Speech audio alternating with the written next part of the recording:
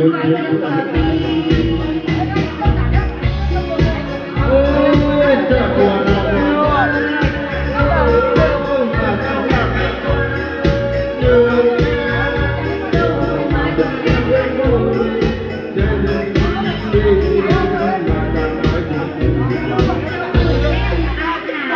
Ghiền Mì Gõ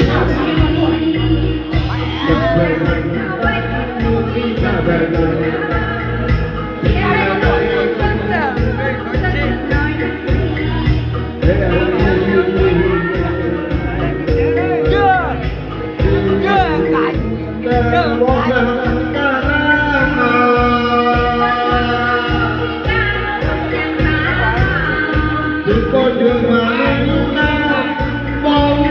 video